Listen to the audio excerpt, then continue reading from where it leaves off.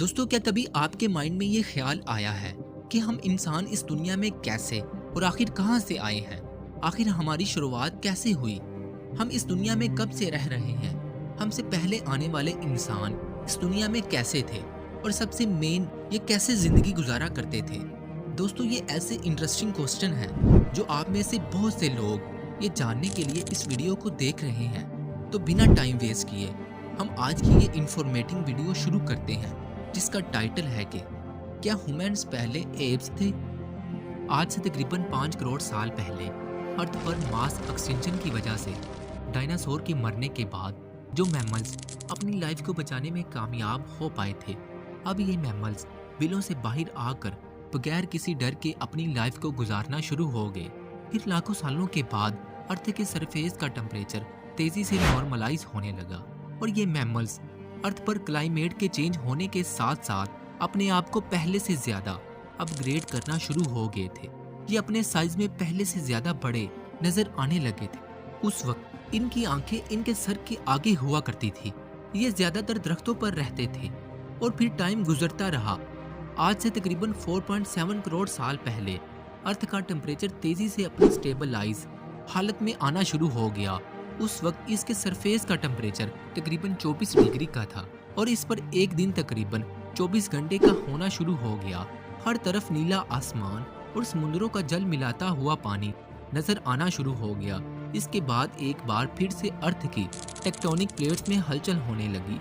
इस हलचल की वजह से जमीन का एक बहुत बड़ा टुकड़ा जो आज के अफ्रीका से टूटकर तिब्बत यानी आज की एशिया से टकराया, जो बाद में आकर भारत यानी इंडिया कहलाने लगा। इस जमीन के टकराव की वजह से एक हाईएस्ट माउंटेन अपने वजूद में आ गया, जिसे आज हम माउंट एवरेस्ट के नाम से जानते हैं। टाइम गुजरता गया, अर्थ पर हर तरफ हरे भरे पेड़ पौधे उगना शुरू हो गए। अर्थ के सरफेस का टेम्परेचर आहिस्ता आहिस्ता चेंज हो रहा था।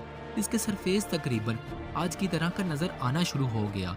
लेकिन एक बार फिर से आज से तकरीबन 4 मिलियन साल पहले अर्थ की टेक्टोनिक प्लेट्स में हलचल होने लगी, जिससे ईस्ट अफ्रीका में नई पहाड़ी चोटियां बनना शुरू हो गई, जिन्हें आज हम ईस्ट अफ्रीकन रिफ्ट वैली के नाम से जानते हैं। इन बड़े बड़े पहाड़ों के बनने की वजह से बारिश बरसाने वाले बादल इन हरे भरे जंगलों में आना बंद हो गए। इस जंगल में दरख्तों के ऊपर रहा करते थे एप्स। इन्हें खाने की जरा भी कमी नहीं थी। ये अपनी लाइफ फुल मजे में गुजार रहे थे। इस वजह से ये एप्स दरख्तों से कभी नीचे उतरे ही नहीं थे। लेकिन फिर बारिश ना होने की वजह से हरे भरे जंगल सूखना शुरू हो गए। हरे भरे दरख्तों की जगह सूखी घास ने ले ली। ये एप्स खाने की तलाश में एक दरख्त से दूसरे दरख्त पर जाना शुरू हो गए, लेकिन अब इनकी किस्मत में सूखी घास के अलावा बाकी कुछ नहीं था। अब वो वक्त भी आ गया जब इन एप्स ने खाने की तलाश में दरख्तों से नीचे उतरने का फैसला किया। लेकिन दोस्तों, टाइम गुजरता गया।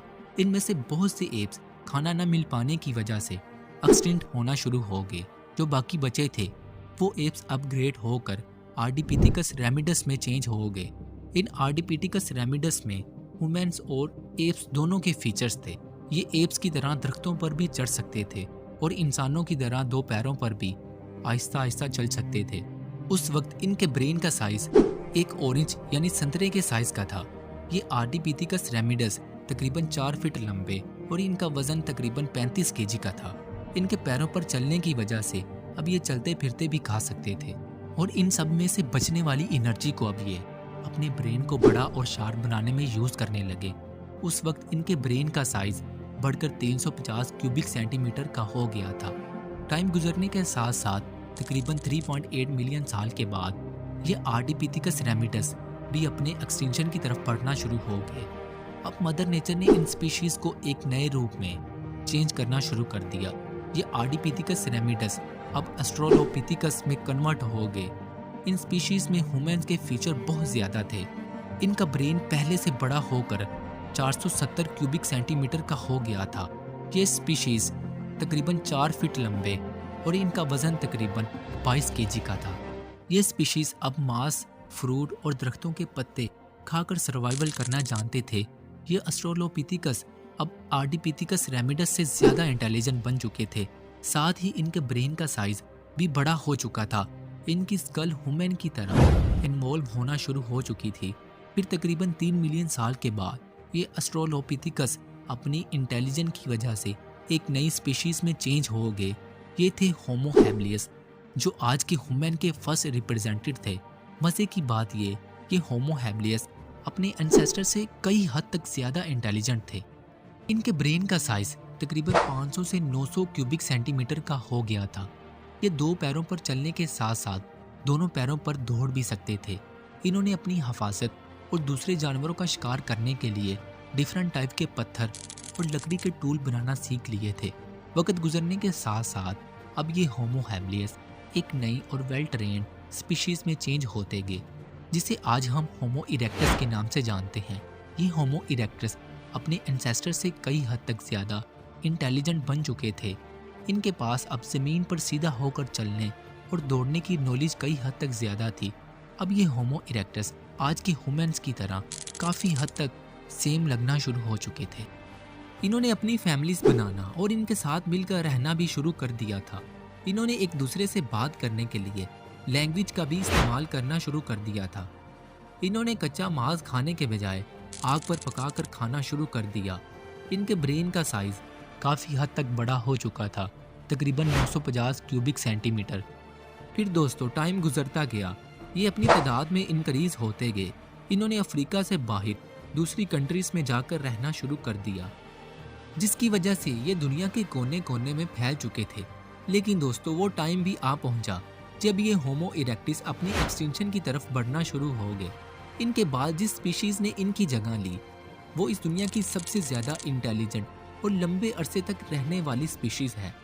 ये है होमो सेपियन, यानी आज के हम इंसान। इन्होंने ही अपने खाने की ज़रूरियात को पूरा करने के लिए डिफरेंट टाइप की फार्मिंग करना शुरू की और इस दुनिया को रहने लायक बनाया। इन्होंने ही इस दुनिया में हज़ारों की तादाद में इन्वेंशंस की। आज हम इनकी की हुई इन्वेंशन की वजह से हज़ारों फीट ऊपर हवा में सफ़र कर सकते हैं, एक जगह से दूसरी जगह मिनटों में जा सकते हैं, और सबसे मेन ज़मीन पर बैठे स्पेस में करोड़ों किलोमीटर दूर दूसरे प्लैनेट्स को भी देख सकते हैं। और आज हम इन्हीं की वजह से चांद पर अपने कदमों के निशान छोड़ आए हैं। हम ये भी जान चुके हैं कि हम कौन हैं और कहाँ से आए हैं। दोस्तों अभी तो हमने अपने सफ़र की शुरुआत की है, अभी तो पूरा यूनिवर्स बाकी है। दोस्तों आपको मेरा ये सफ़र कैसा लगा है? एक धूल के बादल से आज के इंटेलिजेंट इंसानों का, इसके लिए एक लाइक तो बनता है। अगर आप इस सीरीज़ का एपिसोड 1, 2 और 3 देखना चाहते हो तो डिस्क्रिप्शन में लिंक मौजूद है, जाकर ज़रूर देखिए।